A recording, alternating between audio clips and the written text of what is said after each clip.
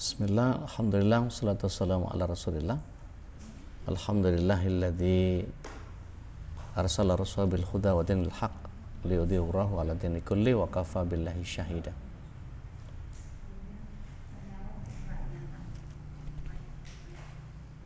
Asyhadu an la ilaha illallah wahdahu la syarikalah, asyhadu anna Muhammadan abduhu wa rasuluhu la nabiyya wa rasula ba'da. Allahumma salli wa sallim wa barik ala nabiyina Muhammadin wa ala alihi wa sahbihi wa mawala wa la hawla wa la quwata illa billah, ma ba'd. Ibu-ibu yang dirahmati Allah SWT, majelis taklim Aisyah yang dirahmati Allah SWT, kebersyukuran adalah sebuah keniscayaan, dan salawat serta salam semoga senantiasa tercurah ke hadirat Rasulullah SAW, berikut para keluarga, sahabat, dan para pecinta risalah dan syariat beliau hingga akhir zaman. Mudah-mudahan kita yang hadir pagi ini bisa menjadi bagian dari golongan orang-orang yang mendapatkan syafaat beliau kelak di akhirat. Amin Allahumma amin. Kita melanjutkan penghambaan kepada Allah SWT atau bab ubudiyah. Di dalam surat yang ke-51 ayat yang ke-56, Allah SWT berfirman, "Wa ma khalaqtul jinna wal insa illa liya'budun." Tidaklah jin dan manusia diciptakan kecuali hanya untuk menghamba kepadaku, beribadah kepadaku. Menghamba itu sebetulnya bukan hanya persoalan ibadah, tapi bagaimana munculnya akhlak, bagaimana bersikap, bagaimana merespon segala sesuatu itu. Kalau tidak ada penghambaan, maka biasanya ada bagian yang biasanya miss. Contoh ya, mudah-mudahan ada yang tersinggung nih. Iya, saya kepengennya nyinggung, karena biasanya kalau nggak tersinggung nggak terdakwahi. Contoh misalnya, pakai jilbab tapi nggak pakai kaos kaki. Ya, itu berarti kurang menghamba. Kalau menghamba pasti pakai kaos kaki. Kenapa? Karena nggak pakai kaos kaki itu sama kayak nggak pakai jilbab.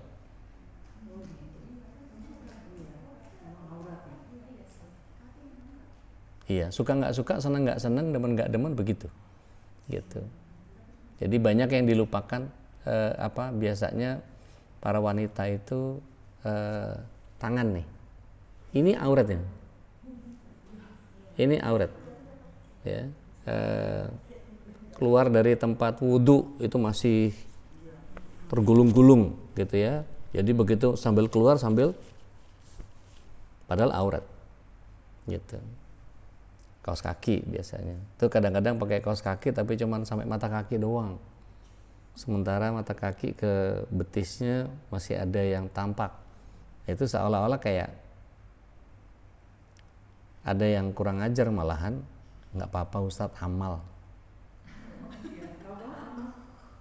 Iya, amal kok maksiat, kan kacau. Ada yang punya pemahaman sampai seperti itu. Karena apa? Kurangnya penghambaan. Kalau dia menghamba kepada Allah, maka dia akan khawatir apa yang dia kerjakan menjadi bagian yang tidak akan mendapatkan rahmat Allah. Kan kalau kita mempelajari bagaimana Allah SWT memperlakukan kita kelak, kan kita ini bukan hamba dunia ya, kita ini makhluk surga. Yang nenek moyang kita itu bukan pelaut, tapi nenek moyang kita itu orang surga. Ya kan, banyak yang bilang nenek moyangku orang pelaut gitu ya, terutama orang Bugis nih. Iya, orang Bugis itu pelaut, tapi ternyata bukan. Nenek moyangku orang surga. Nabi Adam itu orang surga, yang kemudian dunia ini tempat yang terkutuk, tempat di mana beliau dihukum. Jadi ini tempat hukuman sebetulnya. Lah kita sementara berusaha untuk mencari kejayaan di dunia. Berarti apa? kurangnya penghambaan. Sehingga seolah-olah eksistensinya adalah di antara manusia, bukan di antara Allah. Apalagi, mudah-mudahan tersinggung lagi nih, datang ke masjid nggak sholat tahiyat masjid, main duduk aja, ya itu kurang penghambaan. Iya, jadi musola, masjid, tempat sholat, tempat sujud, gitu. Iya, iya karena penghambaan tadi, gitu. Jadi gini ya, kalau di dalam pemahaman kita musola dan masjid, Rasulullah SAW itu punya masjid, punya musola. Musolanya di kamar, tempat sholatnya di kamar. Tempat di mana kata Rasulullah SAW itu sebaik-baik sholat di situ. Ya, khairu sholata fi buyutikum ilal maktubah. Sebaik-baik sholat itu adalah di rumah, gitu. Kecuali yang wajib. Kalau buat laki-laki wajib ke masjid. Nah, masjid sama musola di kita itu mestinya begini. Di kamar kita itu ada tempat sholat yang kita sebut sebagai mihrab kita. Nah, itu namanya musola. Maka keluar dari rumah namanya masjid, meskipun judulnya musola, gitu. Sunnahnya begitu kalau menghamba, gitu. Jadi penghambaan itu sampai ke level itu, gitu ya. Bahkan kadang begini, istilahnya apa, kayak kulon nuwunnya lah gitu. Ini kan rumahnya Allah ini, gitu. Kalau orang Jawa itu boleh dikerjakan setelahnya kalau ada kewajiban. Ini kan wajib nih, berilmu, setelahnya bisa dilakukan. Boleh, masih bisa. Iya, kan sebaiknya kalau sebaiknya kan sebelum duduk. Kalau udah duduk, gitu. Nah, sekarang kita sedang mengerjakan yang wajib, menuntut ilmu, setelahnya kerjakan. Nggak apa-apa, makanya perlunya ngaji itu untuk merubah, gitu. Ya, bahkan ketika misalnya para pria suka Jumatan di basement parkir berapa gitu, nah itu juga perlu kita, karena di situ memang disediakan untuk sholat. Maka setidaknya kita sholat sunnah syukur wudhu lah, gitu ya, dan seterusnya. Nah, itu bagian yang kadang-kadang karena penghambaan, jadi yang begitu-begitu kadang-kadang menjadi nggak usah lah, gitu. Ya, kan memang dibikin khusus musola gitu kan ya. Ya, nah menghamba ini bagian dari tadi saya bilang bukan urusan ibadah saja sih, tapi bagaimana kita merespon sesuatu, bagaimana kita bersikap terhadap sesuatu. Kalau misalnya kita mau buru-buru pergi, tiba-tiba hujan deras, gitu. Kira-kira kita akan marah sama hujannya, atau Allah takdirkan ini hujan, maka ya sudah saya berangkatnya nunggu reda, misalnya gitu, tanpa harus marah sama hujannya, gitu ya. Iya. Kadang-kadang ada yang menyesal kepada takdir, hujan lagi. Itu seolah-olah kayak Allah nggak kita senengi takdirnya, gitu. Itu bagian yang kadang-kadang kita mesti kompromi terhadap apa yang kita fahami seperti itu, gitu ya. Assalamualaikum, ahlan. Nah, kemudian ada persoalan-persoalan yang kadang-kadang membuat kita menjadi memahaminya secara gampang. Allah itu maha tahu, Allah itu maha pengampun, seolah-olah Allah SWT itu kompromi terhadap maksiat yang kita lakukan, kan nggak gitu.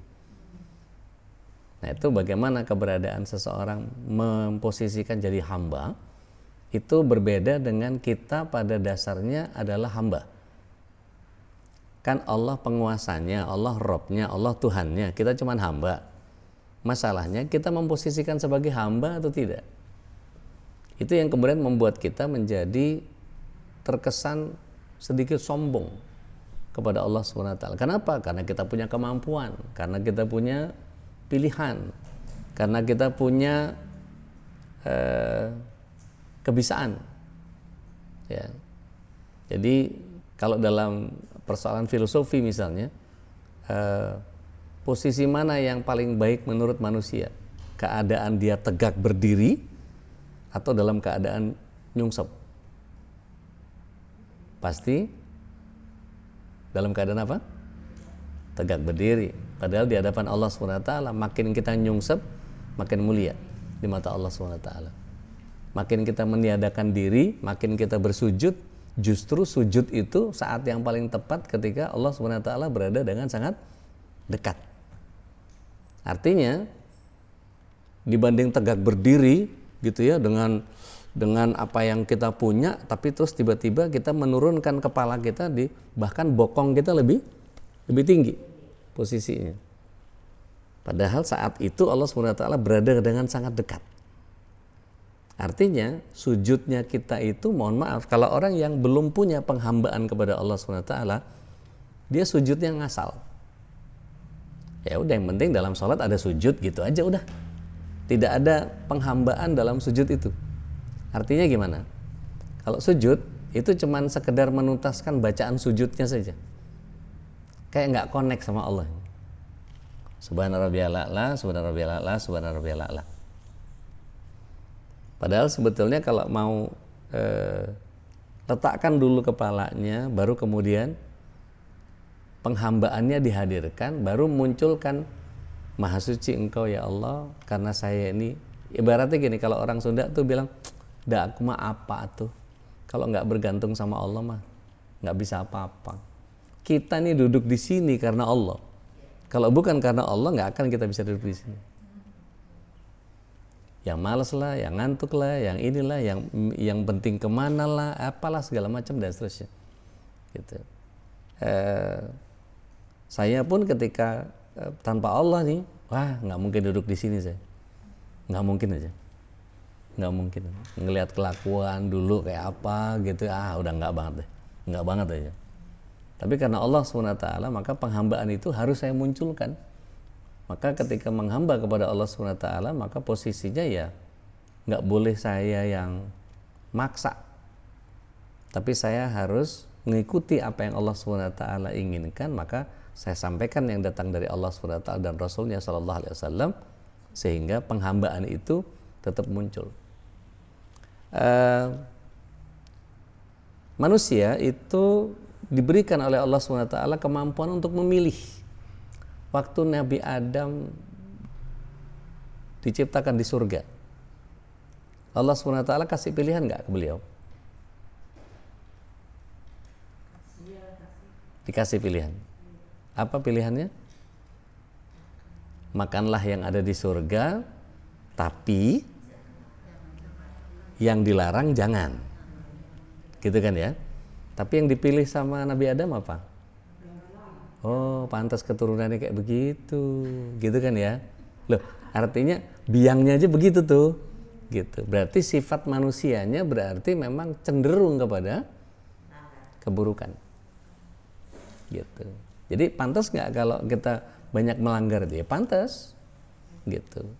Tapi setelahnya memang pertobatannya diterima sama Allah SWT. Rabbana dzalamna anfusana wa illam taghfir lana wa tarhamna lanakunanna minal khasirin. Itunya diterima sama Allah SWT. Tapi sebagai konsekuensi logisnya adalah turun kamu dari surga, kamu ke tempat yang terkutuk, yaitu apa? Dunia. Di surga itu makan sesuatu nggak ada kenyangnya, nggak ada buang kotoran. Di dunia makan apapun, sesedikit apapun, sedayat-dayat apapun, pasti buang kotoran. Gitu. Nanti di surga kita makan sesuatu nggak akan ada toilet umum di surga itu. Bahkan jamban peturasan kita di rumah atau istana kita aja nggak ada. Karena yang dimakan jadi keringat, bentuknya misk, gitu, malah wangi gitu. Begitu juga dengan hidangan-hidangan yang dihadirkan, gitu. Jadi nggak ada sampah. semua terkelola dengan sempurna. Sama kayak bayi itu kalau di perut ibu itu apapun yang diberi makanan lewat ari-ari, lewat tali pusar itu diolah sempurna. Jadi daging, jadi otot, jadi tulang, jadi macam-macam. Gitu. Nah, nanti di surga itu begitu.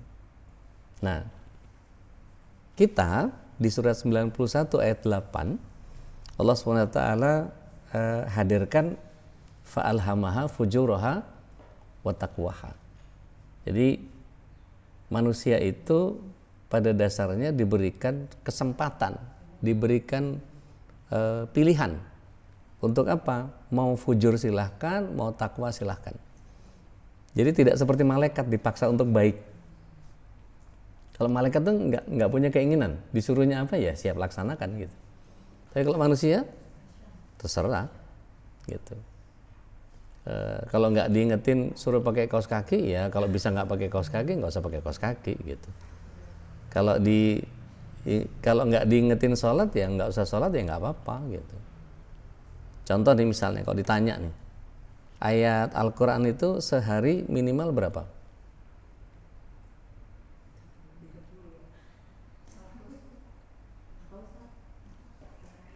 Dalam sehari baca Al-Quran itu minimal berapa?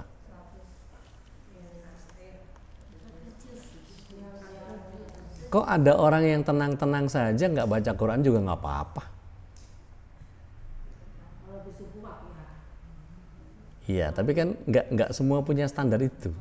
Artinya kalau kita ditanya nih minimal berapa baca Quran? Nggak punya standar gitu. Nggak punya standar. Karena apa? Punya free will, punya huriyah iradah, punya kebebasan berkehendak. Jadi ada orang yang sangat nyaman dengan nggak baca Quran? Ada. Iya, karena ketidakpenghambaan tadi itu. Tapi ketika kita menghamba, loh, Al-Quran itu surat cintanya Allah ke kita. Masa kita nggak bercinta sama Allah? Loh, iya kan? Pemahaman itu yang mesti diberesin gitu.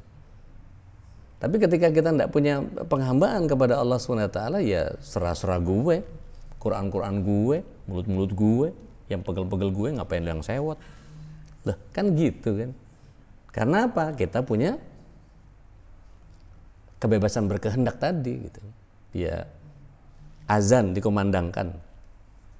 Ya, Allahu Akbar. Mau ke masjid boleh, enggak juga nggak apa-apa. Serah lo ya. Itu kan nggak ada. Kan kalau misalnya dipaksa gitu ya. Warga Puri Mutiara ini disediain kode khusus pakai fingerprint di sini, kalau nggak di fingerprint nggak bakal disolatin misalnya gitu ya. Wah, itu orang ngeri itu. Orang pasti berbondong-bondong untuk datang itu. Wah, kalau nggak masuk nggak ke masjid. Kalau ada apa-apa nggak diurus sama masjid. Misalnya gitu. Loh kan misalnya punya ketakutan itu, tapi nggak ada di kita. Mau ke masjid silahkan, nggak juga nggak apa-apa. Boleh-boleh aja, silahkan. Yang nggak berjilbab dengan sempurna maka kupingnya akan jadi lebar, nggak ada kan?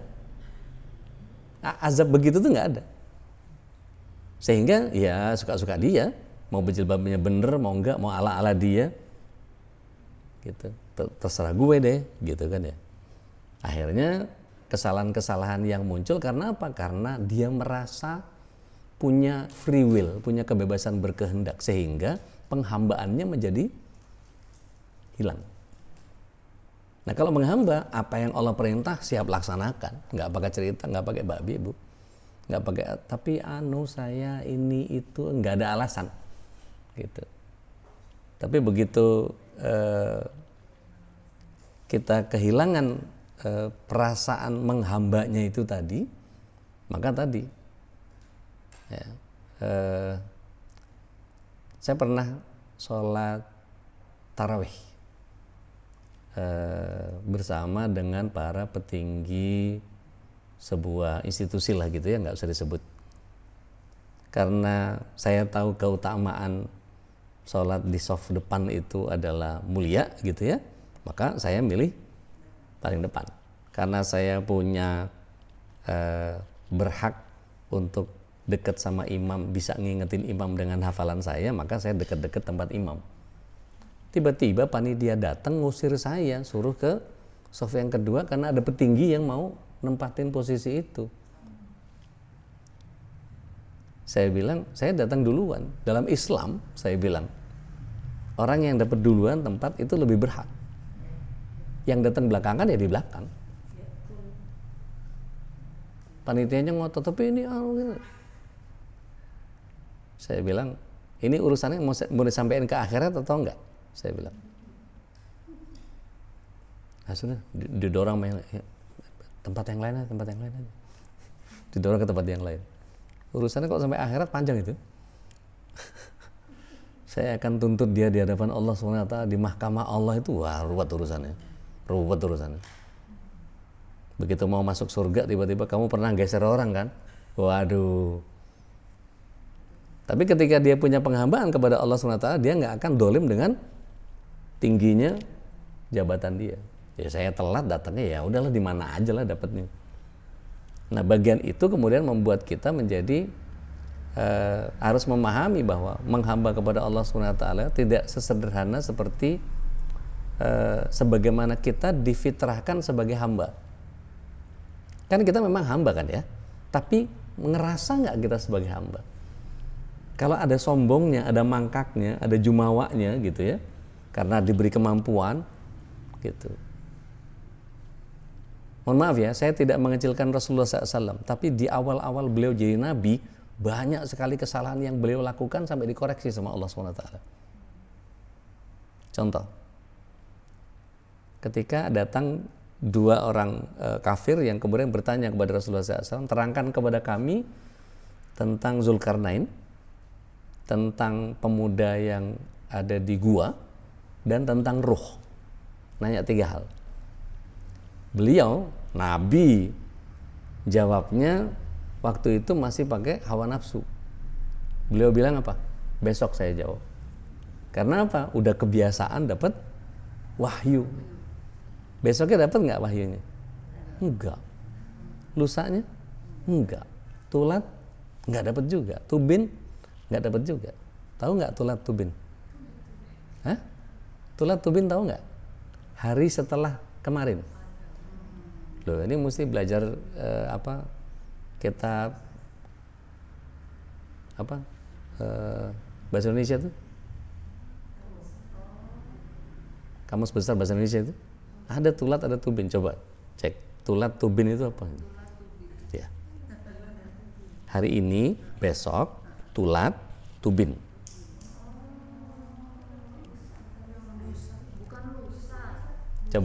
Coba tulat, tubin, coba cari di Google. Itu hari setelah. Iya. Gitu. Nah, kapan Rasulullah SAW dapat wahyu? Setelah 2 pekan. Benar nggak? Ketemu nggak? Di apa? Hari sesudah lusa atau hari ketiga ya. Setelah hari ini. Nah, tubin?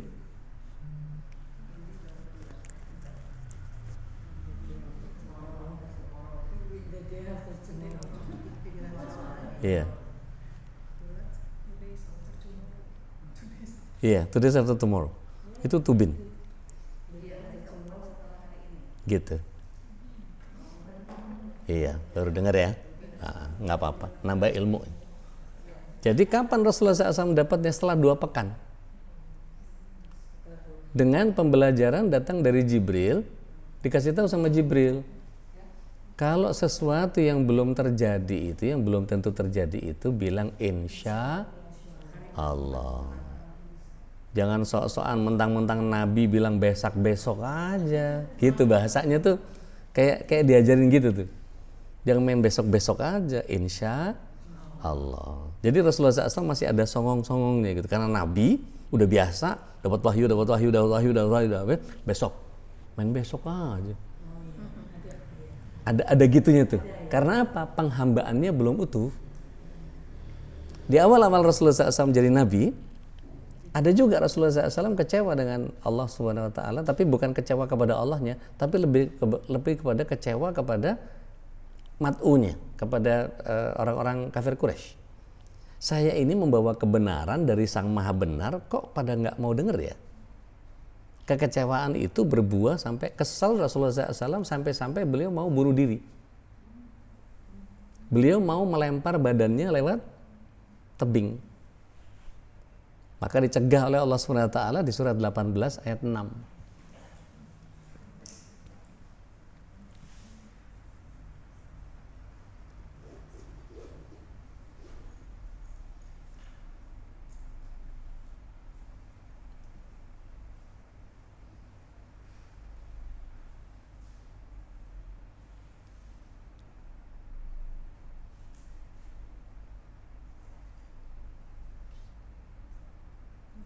Fala'allaka bakhi'un nafsak. Maka apakah barangkali kamu akan membunuh dirimu? Karena apa? Karena atharihim, karena penolakan mereka. Yang ditolak itu Al-Quran, bukan kamu yang ditolak. Bahasa itu kayak gini, kamu dakwah aja, hidayah itu punya aku. Jadi jangan berharap bahwa apa yang kita sampaikan ke mat'u itu pasti diterima. Gitu. Yang ditolak itu Al-Qur'annya, bukan kamu. Jadi kalau mau nyampein aja. Hidayah aja nyampein. Hidayah nanti buat mereka itu dari aku. Jadi Allah SWT menyampaikan bahwa hidayah punya Allah, kamu cuman penyampai. Makanya di ayat yang lain Allah SWT menyatakan fadzakir innama anta mudzakir. Ingatkan saja, wong kamu cuma pengingat kok. Gitu. Fadzakir inna fa'atiz dzikra. Ingatkan saja, toh memang pengingat itu jadi manfaat. Gitu. Pernah putus asa. Dan itu masih ada ayat beberapa yang lagi yang menyerupai itu. Gitu.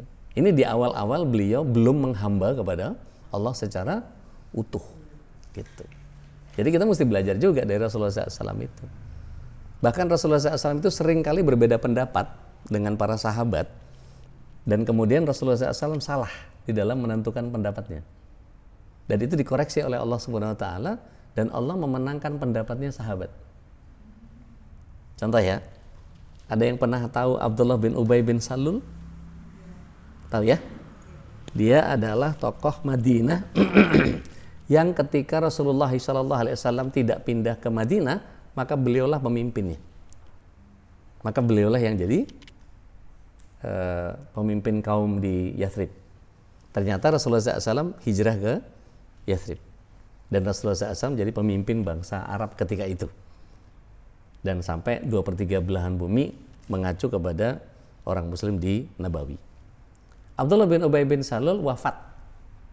Anaknya namanya Abdullah juga. Abdullah bin Ubay bin Salul datang kepada Rasulullah SAW. Ya Rasulullah, bapakku wafat. Maka Rasulullah SAW mengucapkan kalimat istirja, innalillahi wa inna ilaihi raji'un. Kemudian disampaikan oleh Abdullah bin Ubay bin Salul ini, aku mohon kepadamu untuk memberikan jubahmu ya Rasulullah, untuk aku jadikan sebagai penutup jenazah. Jadi berharap kalau jubahnya Rasulullah SAW itu dapat ampunan lah kira-kira ya, kali-kali gitu.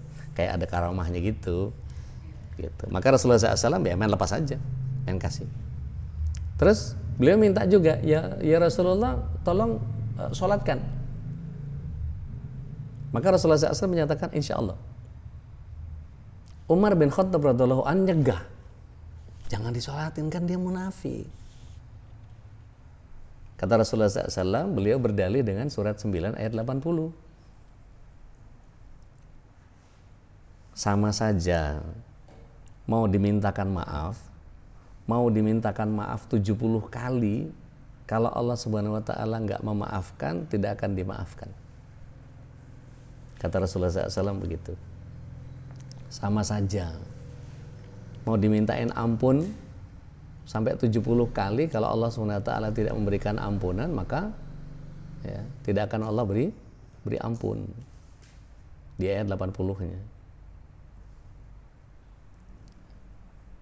Dimohonkan ampun ya atau tidak, atau bagi mereka sama saja. Mau dimohonkan ampun sampai 70 kali, Allah tidak akan mengampuni mereka. Yang demikian itu adalah karena mereka kafir kepada Allah dan Rasulnya Sallallahu Alaihi Wasallam, dan Allah tidak akan memberi petunjuk kepada kaum yang fasik.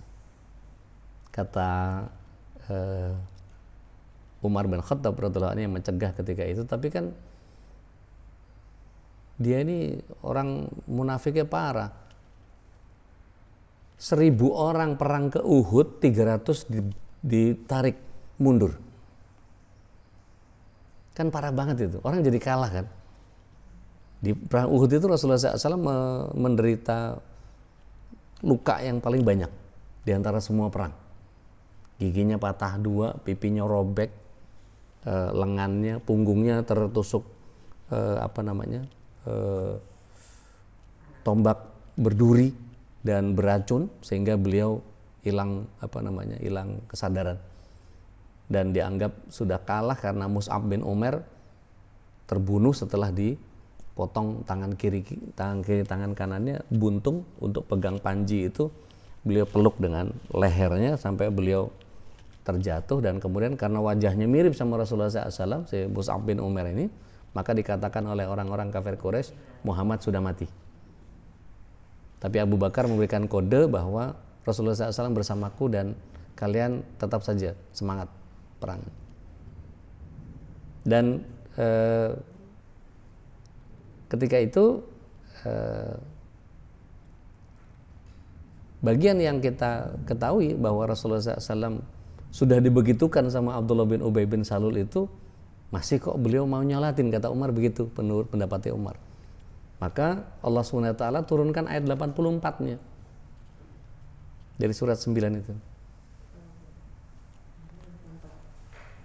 Sehingga Allah SWT membenarkan pendapat Umar yang berbeda dengan Rasulullah SAW. Sehingga beliau baru memperbaiki pemahamannya. Dan janganlah kamu sekali-kali menyolati jenazah seseorang yang mati di antara mereka, dan jangan kamu berdiri mendoakan di kuburnya. Sungguh mereka telah kafir kepada Allah dan Rasulnya, dan mereka mati dalam keadaan fasik. Jadi itu tadi yang saya bilang, Rasulullah SAW di awal-awal jadi nabi itu punya kesalahan-kesalahan yang Allah SWT koreksi. Waktu beliau sama Abdullah bin Umi Maktum, orang buta, yang kemudian manggil-manggil Rasulullah SAW, yang namanya Muhammad yang mana ini? Boleh nggak saya ngobrol sama namanya Muhammad? Karena dia tahu bahwa ada nabi yang bernama Muhammad.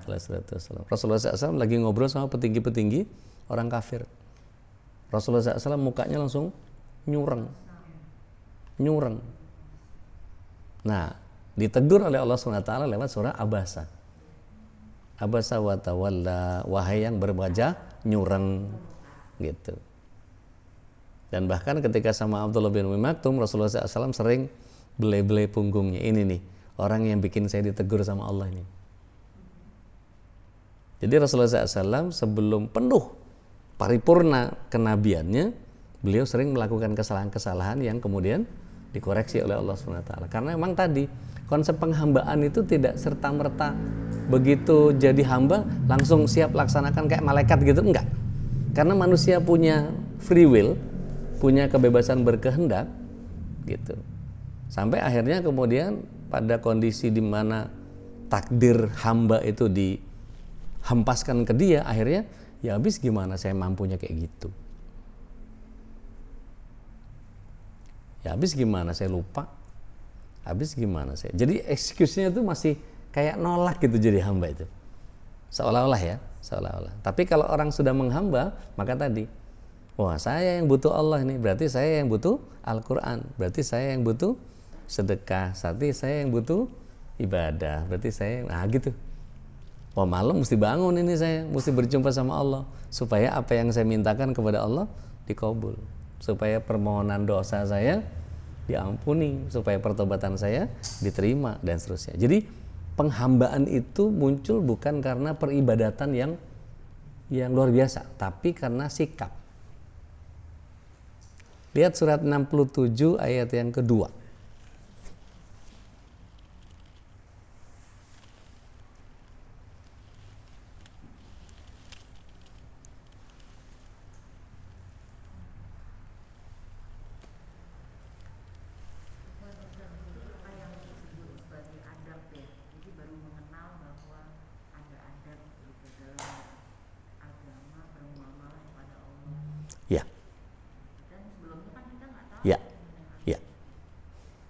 Makanya tadi rasa menghamba itu tidak akan muncul kalau nggak dipelajari. Itu nggak gifted. Bahkan Rasulullah SAW juga melakukan kesalahan-kesalahan, gitu. Tapi setelah dikasih tahu, beliau berubah. Dan di kalangan para sahabat juga banyak yang melakukan itu, kesalahan-kesalahan itu yang dikoreksi terus. Contoh misalnya, pernah lihat nggak ada orang yang sholat begitu tahiyat akhir, salamnya bareng sama tangan. Assalamualaikum warahmatullahi, assalamualaikum warahmatullahi. Itu langsung ditegur sama Rasulullah SAW. Kamu ngapain tangan kamu ngebuka kayak ekor kuda? Nggak usah.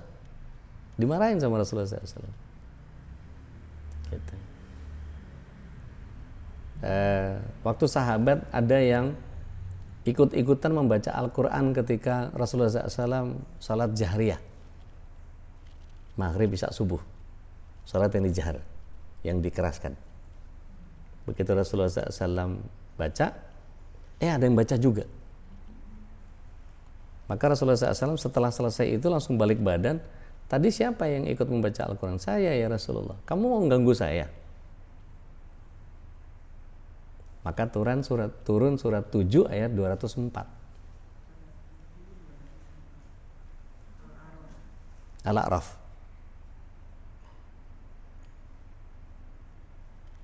Wa idza quri'al Qur'an fastami'u lahu wa ansitu la'allakum turhamun.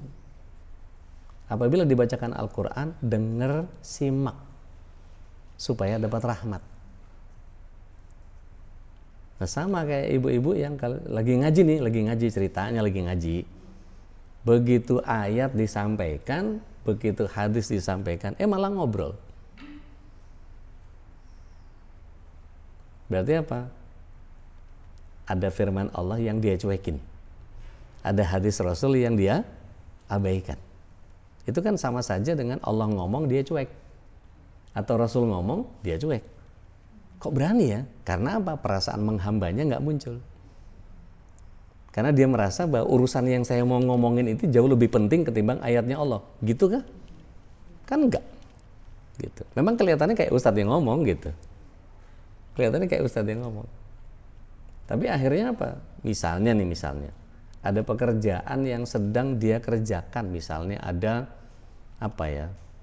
pesanan risol atau apa gitu. Tapi bukan kita ada di rumah tinggal goreng gitu. Terus itu lagi ngaji itu bisa sibuk sendiri gitu itu. Padahal sebetulnya di brief sebelum berangkat bisa kan kalau mau, gitu kan ya. Nanti digoreng jam sekian, nanti ojeknya datang jam sekian, nanti itu bisa diatur lah ya begitu. Tapi kadang-kadang kita semau kita masak semau kita, sampai sholat dimundur-mundurin, nyuci semau kita, sampai asar yang nyetrika lah, yang apalah, yang inilah itu. Kayaknya urusan domestik kita itu lebih penting daripada urusan kita menghamba kepada Allah. Kan jadi gitu tuh penyikapannya. Nggak sengaja kita, nggak sadar. Tapi karena ketidakpenghambaan, gimana istilahnya ya?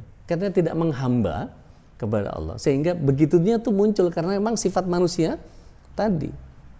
Fa'alhamaha fujuraha wa taqwaha. Dikasih jalan nih. Lihat surat 9 ayat yang ke-10. Wa hadainahun najdain, diberikan 2 jalan sama Allah SWT. Itu kalau dibaca sampai 18, baru akan kita tahu bahwa ada ashabul yamin, ada ashabul shimal. Ada golongan kanan, ada golongan kiri. Gitu. Kalau yang menghamba yang mana? Ya golongan kanan lah. Mendaki lagi sukar. Kalau berangkat ke pengajian ini kemungkinan kehujanan loh. Kendaraan ini susah loh, mana jalannya macet loh. Ini loh, susah. Mana dapetnya cuman snack box doang, belum tentu enak lagi. Loh, itu kadang-kadang godaan itu sampai kayak begitu loh. Mana mesti infak lagi, nggak cocok antara infaknya sama dapat box snack boxnya. Kalau pengajian di tempat itu tuh baru tuh makan-makan enak, ini itu suara itu. Loh, kadang itu begitu. Iya. Dan manusia itu memang punya kecenderungan untuk itu. Karena apa? Ketidakpenghambaan itu, makanya saya bilang sama Mbak Meti, kita bahas akidah dulu ya. Nanti pelan-pelan kita beresin. Akidahnya bagus, khalas, selesai. Akidah kita selesai, udah urusan sama Allah itu udah siap laksanakan aja semua udah. Suruh ini, suruh itu siap laksanakan. Bangun malam itu nggak ada cerita, aduh susah ini itu apa, nggak ada. Bangun malam aja udah jadi ritme, udah jadi kebiasaan, gitu.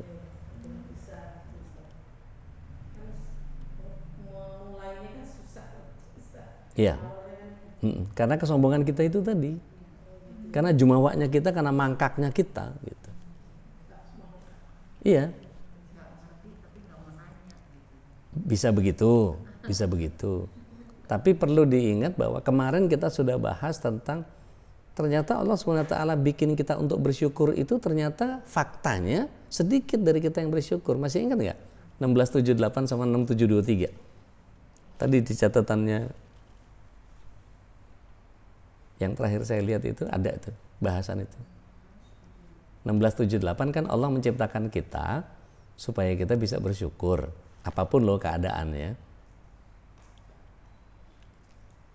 Ibu kebiasaan dikasih duit banyak, terus tiba-tiba sedikit, hilang nggak kesyukurannya? Hilang kesyukurannya. Padahal itu tetap rezekinya Allah yang Allah takdirkan untuk kita hari itu.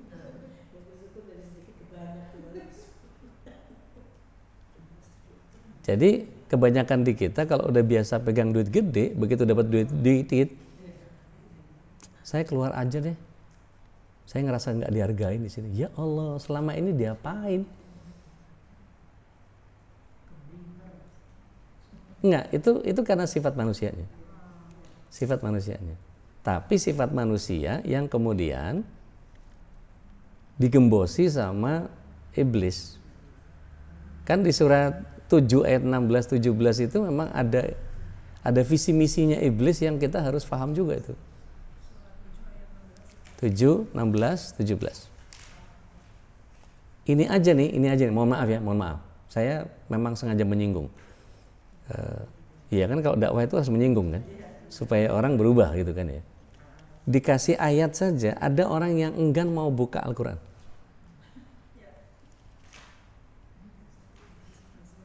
Dibikin males.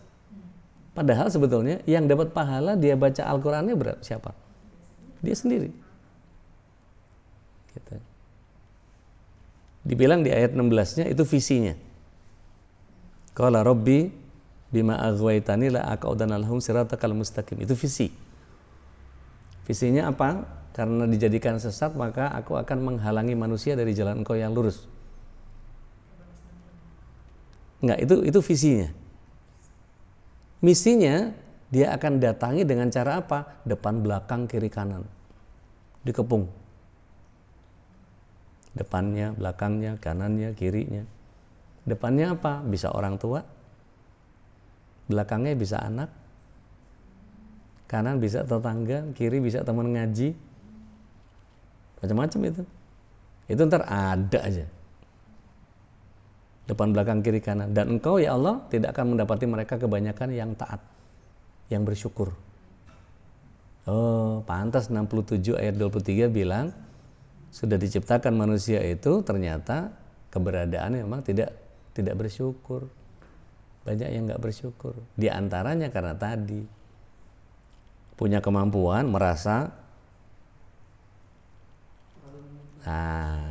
yang mangkak tadi itu.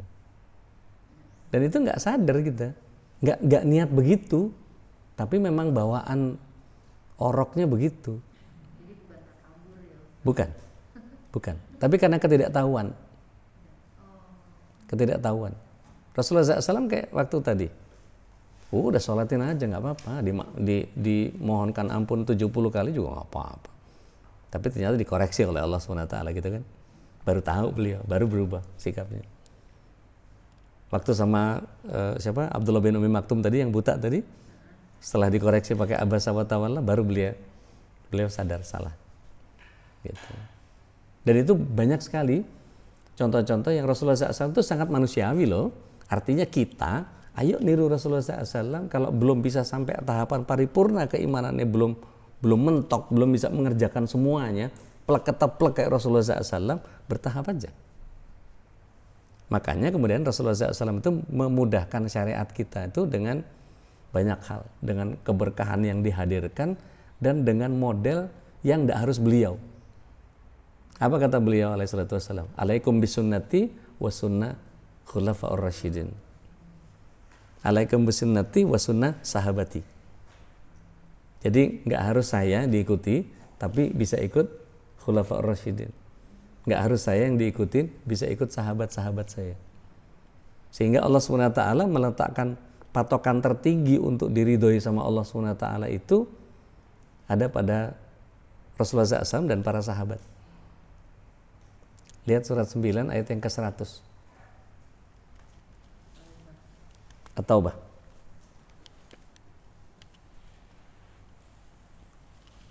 Was-sabiqunal awwalun minal muhajirin wal ansar walladzina tabauhum bi ihsan radhiyallahu anhum wa radu'an. Wa adalahum jannatin tajri tahtahal anhar khalidina fiha dalikal fawzul azim. Jadi kalau kita belajar masak itu ke siapa? Ya kepada tukang masak yang jago masak kan gitu, yang masakannya enak, laku, sukses gitu kan ya. Siapa? Rudi Khairuddin misalnya, atau Chef Juna atau siapa gitu. Atau Bu Siska, siapalah yang jago-jago gitu. Kalau kita kepengen belajar bisnis online, belajar sama Kang Dewa Eka Prayoga gitu, karena dia sukses. Terus kalau kepengen ibadah kita sudah pasti diterima dan pasti diridhoi sama Allah SWT, maka belajarnya kepada orang-orang yang sudah pasti dapat ridho, kan gitu kan. Maka di surat 9 ayat 100 itu ikut aja Rasulullah SAW, ikut aja para sahabat dari kalangan muhajirin dan ansor, maka kita akan mendapatkan ridhonya Allah dan mereka pun ridho kepada Allah SWT.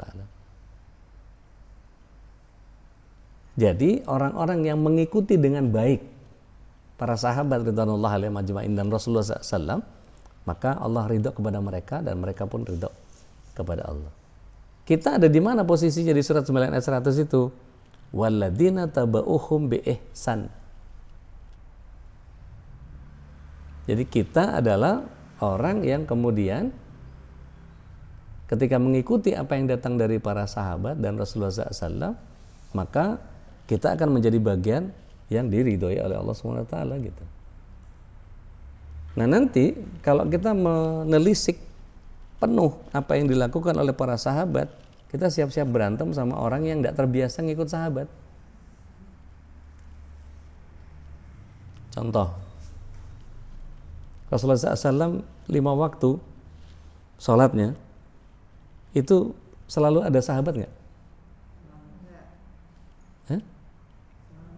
Selalu 200.000 sahabat itu total. Yang wafat di Madinah itu cuma sekitar 15%. Yang lain menebar diri kemana-mana. Sa'ad bin Abi Waqqas itu sampai ke Guangzhou. Ya, sampai ke Guangzhou. Makamnya di sana. Ya, Sa'ad bin Abi Waqqas. Banyak banget itu. Ibnu Abbas ada di Taif. Iya. Ibnu Mas'ud itu Mesir. Banyak tuh nyebar tuh kemana-mana. Sehingga kalau nggak disebarkan dengan cara seperti itu ya nggak nyampe Islam ke kita. Gitu. Bahkan Ali bin Abi Thalib karramallahu wajhahu itu pernah ke Sumatera Utara. Pernah. Sumatera Utara. Sumatera Utara. Dan kalau kita lihat bahwa ada banyak hal yang kemudian orang-orang Turki itu justru koneknya ke Aceh, gitu. Dan kalau kita lihat sejarah, wah itu panjang banget itu urusannya. Nah, kita kalau mendengar bahwa Rasulullah SAW itu dibarengin sama para sahabat, kira-kira bisikannya Rasulullah SAW kedenger nggak waktu sholat itu? Rasulullah SAW berbisik baca sesuatu itu pasti didengar sama para sahabat kan? Pernah nggak Rasulullah SAW memulai sholat dengan Bismillah? Kalau ada pasti ada hadisnya gitu kan ya? Ternyata enggak ada. Tapi ada beberapa orang yang kemudian begitu mau sholat baca Bismillah dulu. Seolah-olah Rasulullah SAW itu kayak kurang sempurna gitu. Ini kan karena itu tadi, kurangnya penghambaan tadi itu.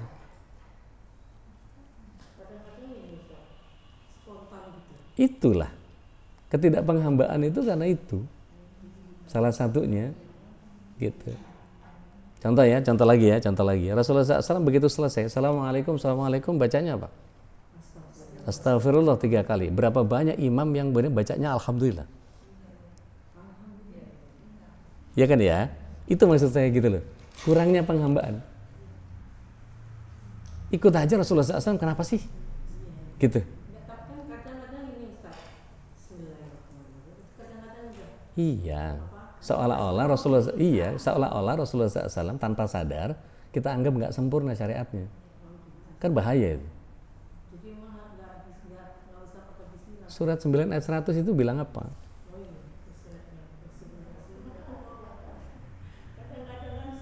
Itu tadi. Karena kita punya kecenderungan untuk melakukan sesuatu yang kita punya free will kita itu. Seperti tadi surat 7 ayat 204 para sahabat ikut baca itu sampai ditegur sama Rasulullah SAW. Kalian baca, siapa yang baca? Saya. Kamu pengen ganggu saya? Lu sampai ditegur loh para sahabat itu. Artinya apa? Apa nggak punya penghambaan mereka? Belum nyampe. Jadi kadang-kadang yang begitu itu kita mesti lihat dulu. Exactly the same like what Rasulullah peace be upon him do. Itu yang jadi penting buat kita. Karena Rasulullah SAW sendiri berpesan kepada kita apa? Shollu kama ra'aitumuni usolli. Salatlah kalian persis seperti sebagaimana melihat aku salat. Ada nggak Rasulullah SAW membaca usolli? Hadis usolli itu ada nggak? Rasulullah SAW 5 kali sehari loh. Ada nggak sahabat yang mendengar Rasulullah SAW baca usolli? Nggak ada.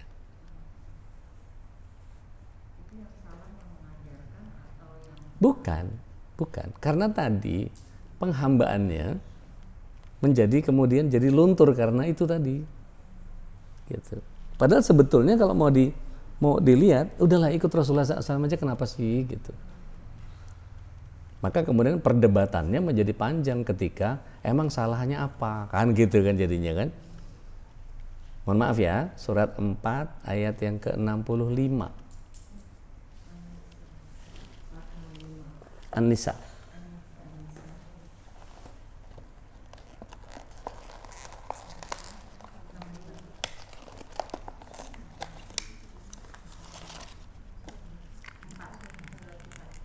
Surat 4 ayat 65.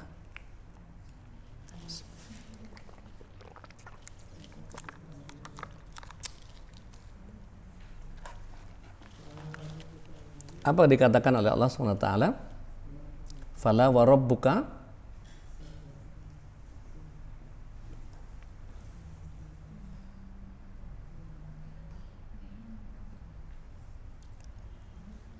antu'mina illa biidnillah.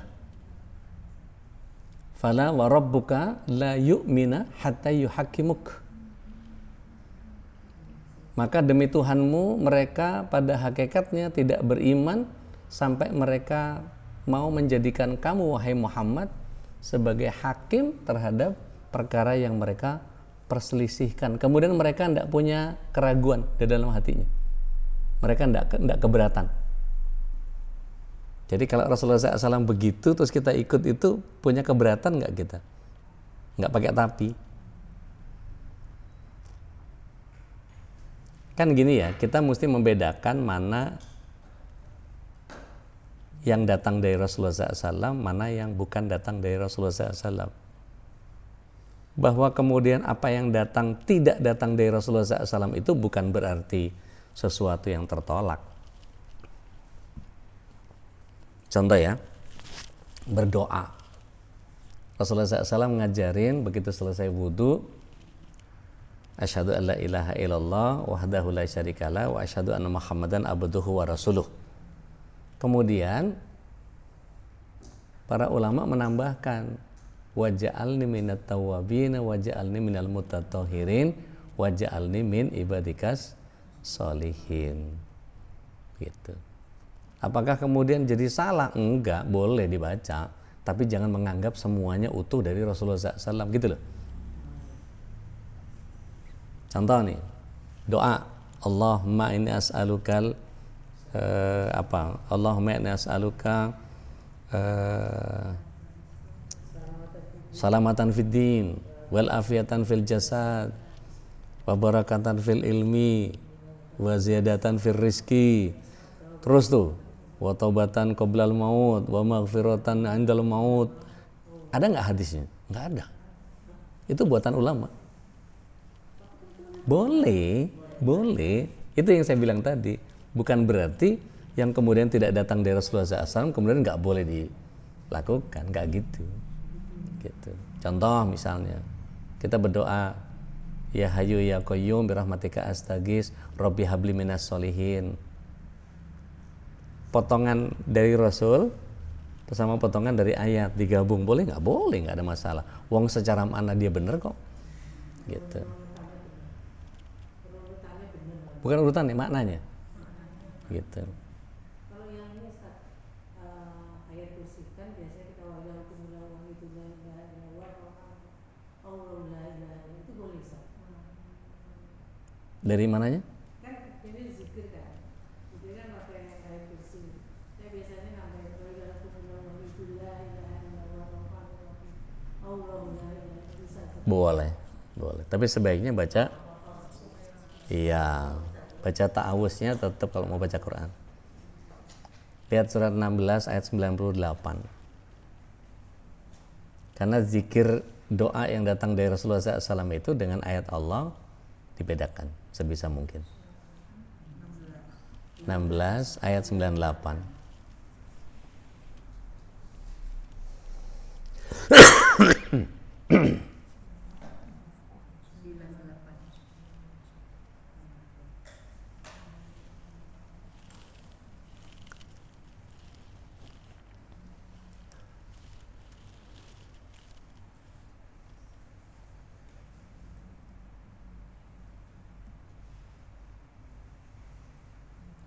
Apabila dibacakan Al-Quran, maka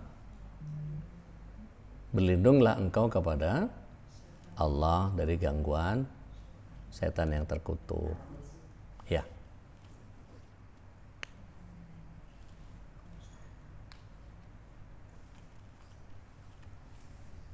Baik, kita terusin ya. Maka tadi, ketika tidak menjadikan Rasulullah SAW sebagai hakim, kan kalau kita tahu bahwa Rasulullah SAW seringkali melakukan koreksi-koreksi terhadap para sahabat juga karena beliau sering dikoreksi oleh Allah dalam menyempurnakan kemuliaan beliau. Jangan sampai kemudian kita menganggap bahwa Rasulullah SAW itu sebegitu mulianya sampai nggak punya salah. Sebegitu mulianya sampai kita pertuhankan seperti Nabi Isa dipertuhankan sama orang Nasrani. Jangan, nggak boleh. Justru kita mencintai Rasulullah SAW itu karena Allah minta kita untuk cinta sama Rasulullah SAW. Bahasanya gini, seandainya Allah SWT tidak meminta kita untuk cinta sama Rasulullah SAW, nggak perlu kita ikutin Rasulullah SAW. Mudah-mudahan nggak salah paham nih. Justru karena Allah yang meminta kita untuk ikut Rasulullah SAW, kita ikut Rasulullah SAW. Dan qadarallahnya gitu, Rasulullah SAW dijadikan oleh Allah SWT sebagai teladan terbaik. Taib. Penghambaan kepada Allah SWT itu justru Allah SWT tegaskan dalam surat Al-Fatir ayat yang ke-15.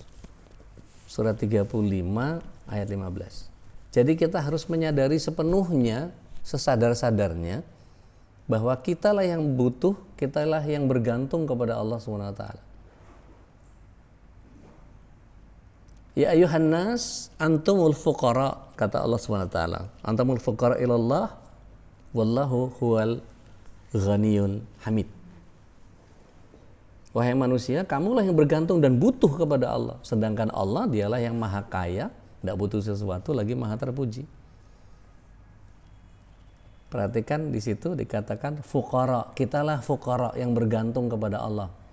Makanya tadi saya bilang, kita nggak mungkin duduk di sini kecuali Allah izinkan. Gitu. Nggak mungkin kerinduan saya sama kembang tahu tadi bisa terpenuhi kecuali Allah SWT izinkan dia pas lewatnya di sini pas. Wong saya wudhu terganggu banget kok. Saya mau wudhu tadi, tung tung tung, kayak kembang tahu nih kayaknya. Iya. Makanya saya duluan yang minta tadi sebelum Mbak Meti. Saya panggil duluan. Artinya, kenapa? Yes. Itu yang kita bahas surat 57 ayat 22 dan 23 yang sebelumnya. Kita bahas Al-Hadid. Surat 57 ayat 22 ayat 23. Jadi nggak boleh jumawa karena Allah SWT berpihak kepada kita, dan tidak boleh sedih atas sesuatu yang luput. Karena memang semua sudah ditakdirkan oleh Allah SWT. Ma asaba min musibah fil ard aw ala anfusikum, ya. Tidaklah musibah di dunia ini yang menimpa kalian, ya, kecuali Allah SWT sudah catatkan itu min qabl, di kitab Lauh Mahfuz sebelumnya. Bahkan dalam hadisnya tadi disampaikan 50.000 tahun sebelum penciptaan langit dan bumi. Gitu. Dan kita bisa berkumpul di tempat ini, ada yang nge-zoom, ada yang offline, ada yang datang. Memang Allah takdirkan begitu. Supaya apa? Supaya nggak terlalu sedih ketika, ya, gue nggak bisa datang. Ada online-nya, rezeki anak soleh. Ya nggak gitu juga, biasa aja, gitu. Loh, kadang-kadang kan kita gitu, dapat sesuatu, rezeki anak soleh nih. Sesoleh apalah kita ini? Enggak, udah ditakdirkan sama Allah, udah biasa aja, gitu. Nggak usah terlalu seneng, nggak usah terlalu sedih, biasa aja. Oh, Allah sudah takdirkan begitu. Ini kadang-kadang mohon maaf nih, mau ke bandara, manggil taksi, bang, 2 koli ya, koper masukin bagasi aja, oke, belakang, baik. Ada saran nggak bu, mau lewat mana? Nggak, terserah abangnya aja, pokoknya saya nggak mau kena macet. Tiduran, plek, begitu melek macet. Loh, kok lewat sini sih abang? Iya bu, tadi mau cari alternatif. Kan bisa lewat jalan Andong. Seolah-olah dia yang menentukan takdirnya tidak boleh macet. Berapa banyak di antara kita yang begitu tuh, maksa, ngeyel sama takdir. Kalau menghamba enggak. Iya. Makanya saya bilang ini masalah akhlak. Ini masalah sikap. Ketika Allah SWT menentukan sesuatu, ya kalau luput dari harapan kita, ya jangan terlalu sedih. Dan juga jangan mangkak ketika, rezeki anak soleh nih. Nggak boleh gitu juga. Gitu. Karena takdirnya sudah berjalan. Maka penghambaan itu kitalah yang butuh, kita yang bergantung kepada Allah SWT. Maka Rasulullah SAW menempatkan posisi di mana kita keluar rumah dengan doa yang dahsyat itu mesti kita resapi betul, nggak cuma sekedar melisankan. Bismillahirrahmanirrahim. Allah la haula wala quwata illa billah. Itu benar-benar kita kalau nggak karena Allah nggak punya daya kita. Kalau kata sahabat saya Teh Nina di Lampung itu, beliau bilang ketidakberdayaan adalah kejayaan.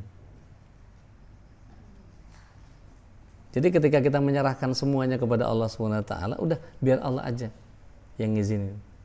Itu terjadi seperti yang Allah kehendaki, itu keren banget. Wallahi keren banget. Saya berapa kali itu mencoba menghadirkan out of the box-nya Allah itu kepada kehidupan kita, itu keren banget ternyata. Saya baru ngerasain, ngebayangin betapa dulu Nabi Ibrahim itu ditelanjangi sama orang Babilonia, ditanya sama Jibril mau dibantu apa? Hasbi Allah, cukup Allah. Keren itu. Itu keren banget itu, hasbi Allah. Yakin sama Allah, karena ketika dia menghamba sepenuhnya kepada Allah SWT, Allah pasti bantu. Maka apa yang terjadi? Dilempar ke api, api jadi bikin dingin sama Allah SWT. Kata Allah pada api, ya nar kunni bardan wasalaman ala Ibrahim. Wahai api, jadilah dingin dan selamatkan Ibrahim. Apa nggak kepengen Allah SWT juga hadirkan itu untuk kita? Tapi kita modal apa untuk bisa memunculkan itu kalau nggak ada penghambaan? Faham maksudnya ya? Nabi Musa ketika sudah dikepung sama pasukannya Fir'aun puluhan ribu di belakang, ya Musa innal lamudrakun, habis kita ini ya Musa, kata orang Bani Israel, habis kita ini, mati nih. Kata Nabi Musa, kalla, nggak mungkin. Innama ya Rabbi sayahdin, sesungguhnya aku bersama Tuhanku yang maha menyaksikan. Apa kata Allah SWT? Bilang sama Jibril, pukulkan tongkatnya ke air. Kalau pakai logika, nggak pakai takwa. Kalau pakai akal, nggak pakai tawakal. Pakai mikir, nggak pakai zikir, apa yang terjadi? Enggak, Musa akan mengatakan, loh ngapain saya main-main air pakai tongkat? Tapi karena beliau banyak zikir dari mikirnya, pakai tawakal ketimbang akal, pakai takwa dari logika, maka beliau pukulkan itu. Nggak tahu beliau mau dibukain laut segitu lebar sampai jadi 15 jalan, itu nggak tahu beliau. Nggak janjian kayak waktu ngelepas tongkat di hadapan Fir'aun. Waktu ngelepas di hadapan Fir'aun itu kan masih dilatih sama Allah. Coba lepaskan tongkatmu. Begitu lepas jadi ular, kaget beliau. Pegang deh, pegang lagi jadi tongkat lagi. Oh udah latihan kan? Loh udah latihan itu. Udah JR itu. Begitu berhadapan sama tukang sihirnya Fir'aun, main lepas aja udah. Gitu. Dan itu menjadi bagian yang luar biasa, out of the box banget itu cara Allah itu. Masalahnya Allah akan hadirkan out of the box apa untuk kita ketika iman kita tuh menghamba saja nggak mau. Jadi Allah mau bantu dengan cara apa kalau kemudian kita sikapnya begitu sama Allah? Kira-kira hal-hal yang sifatnya suprarasio kayak belahan bumi, potongan Rasulullah SAW pernah belah bulan, akan muncul itu kalau kemudian kekuatan keyakinannya nggak muncul? Nggak bisa. Ada orang yang aduh gimana ini, ntar besok gimana ini itu, kebanyakan mikir. Padahal mestinya ambil sajadah, ambil wudhu yang benar. Yang benar minta sama Allah SWT. Khusus datang ke Allah. Kita kalau nggak diperintah suruh sholat, nggak sholat. Padahal sholat itu adalah bagian yang membuat kita makin dekat kepada Allah SWT. Pernah kita datang khusus buat Allah. Sholat buat apa? Buat Allah aja. Sholat mutlak. Kalau belum, berarti belum menghamba. Kalau udah susah baru, ya Allah bantu saya, minta kemudahan, ini itu apa segala macam. Kalau udah masalah. Kalau lagi nggak ada masalah, mau kita menghamba kepada Allah SWT, kalah sombong gitu. Karena itu tadi, sifat fitrah kita itu, ya gue nggak butuh apa-apa, ngapain juga. Padahal sebetulnya kalau kita mau datang khusus buat Allah SWT bisa, kalau mau aja sih, gitu. Maka Rasulullah SAW menyediakan satu ibadah sholat mutlak. Ngapain sholat? Nggak ada apa-apa, pengen sholat aja. Maka Rasulullah SAW itu satu-satunya orang yang hobinya sholat. Bentar-bentar sholat, bentar-bentar sholat, bentar-bentar sholat. Mirip sama kayak kita ya. Kita kalau sholat sebentar-sebentar.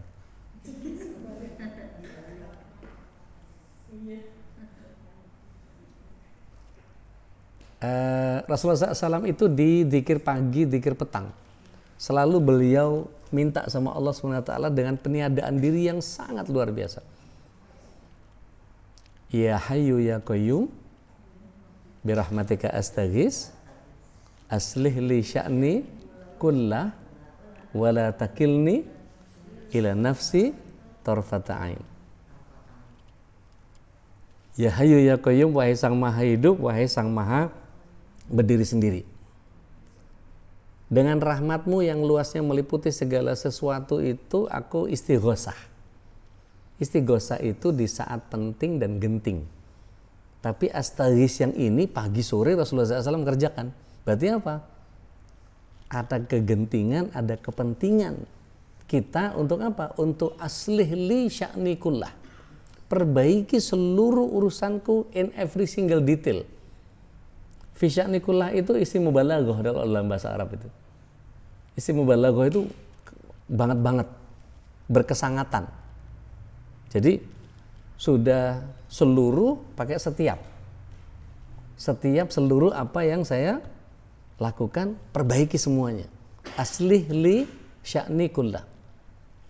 Wala takilni ila nafsi tarfata ain. Jangan engkau biarkan aku mengandalkan pikiran dan perasaanku sekejap mata pun. Jadi yang akan memperbaiki siapa? Allah semua. Lalu kita ngapain? Nggak ada. Serahkan aja semua. Nah, perserahan itu kadang-kadang, tapi kan mestinya bisa diginiin. Tapi menurut saya, hemat saya, ada aja gitu. Kayak nggak mau nyerahin banget gitu. Kayaknya kita bisa intervensi gitu. Nah itu ketidakpenghambaan. Maka ayo kita beresin itu dulu deh. Kenapa dikasih suami yang modelnya kayak begitu? Karena Allah kepengen kita lebih tangguh, lebih sabar, lebih kuat, lebih gitu, lebih kreatif, lebih macam-macam itu. Kenapa dikasih anak yang modelnya kayak begitu? Karena Allah SWT kepengen kita munculkan ini, itu, apa, segala macam dan seterusnya. Kenapa punya teman ngaji yang kayak begitu? Karena Allah kepengen gitu, balikinnya itu. Sehingga how to behave-nya terhadap Allah SWT kita tahu. Gitu. Kenapa saya dibikin kaya sama Allah? Oh, supaya saya membantu banyak orang. Makanya kemudian di sekitar kita itu, begitu ada rezeki, begitu ada yang minta. Sepupu, ya, ada yang ngutang nggak bayar-bayar, loh, itu ada yang begitu itu, sengaja Allah SWT desain supaya kita ada amalnya. Kalau nggak ada yang begitu, nggak punya amal kita.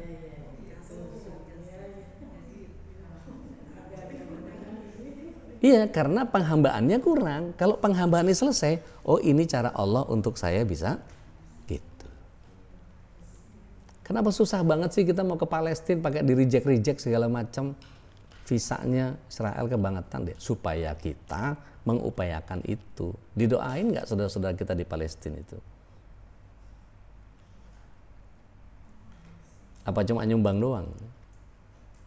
Emang nyumbang lebih kuat daripada doa? Enggak. Doa silahul mukmin gitu. Sudah seberapa sering kita ngedoain saudara-saudara kita di Palestina? Sudah seberapa banyak tabungan kita untuk kita bisa berangkat ke Palestina, gitu. Atau merasa nggak penting, yang penting umrah, yang penting haji, seolah-olah Palestina jadi bagian yang nggak perlu kita kunjungi, gitu. Perlu. Jangan pernah bepergian kecuali di 3 masjid kata Rasulullah SAW kan, Masjidil Haram Mekah, Haram Nabawi, Aqsa. Tapi giliran keluar negeri, getol banget. Ngumpulin tumblernya, macam-macam. pakai magnet kulkas lah apa segala macam. Begitu dihisap sama Allah SWT kena semua. Iya loh. Jadi merendahkan diri atau peniadaan diri itu, saya minjem istilahnya Pak Ari Ginanjar, zero mind process. Zero mind process itu yang kayak tadi yang orang Sunda bilang, dah apa tuh, ngerasa kayak lah kalau bukan karena Allah ini mah udah nggak mungkin aja udah. Gitu.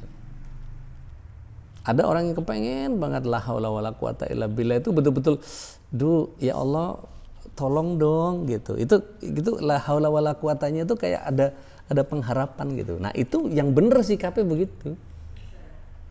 Iya, bukan secara taktis, ini kalau gini diginiin, insya Allah bisa lah. Jangan gitu.